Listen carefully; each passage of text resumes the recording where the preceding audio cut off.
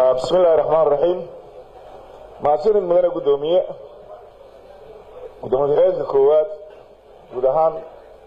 اللي معنا صاحبة إذا قراها شعبك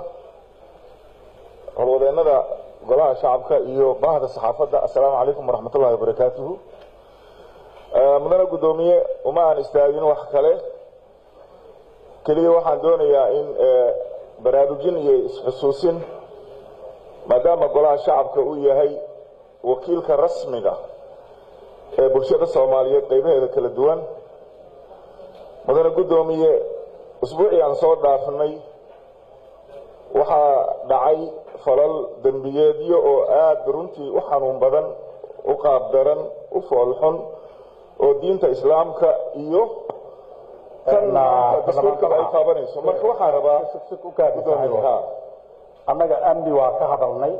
waxaan ka hadalnay wixii la dilay iyo cid dishay iyo waxa aan ugu mashquulin waxaan rabnaa xerosaadkan point of order qaadahay waxyaabo simple ka hadal ajendaa ku soo noqon haddaba ajendaa ka hadlayna ina fariistidan soo jeedinayna gudoomiye waa mahadsan tahay laakiin waxa jiri jirtay ayadoo ajendaa laga hadlayo wixii soo kordhane inkastoo aan lahayn ajendaa laga dhigo laakiin waxa way soo jeedin annaga xikmadan keenay oo la yiraahdo naani marka laga doodo naani waa inay meel fuushaa naani aan nagu soo noqon saddex maalin ayuu golaha ka dooday amniga wax ku saabsan guddiga aan u dirnay guddiga amniga iyo guddiga difaaca hawshaas waa lagu maqan yahay dhameystirkeedna ayada laga sugayaa waxaan u baahanahay marka amni ha ka hadlin xerosaadkaasi hadaa ka hadlaysa hadii kala hadalka gudoomiye anoo qaadanaya runtii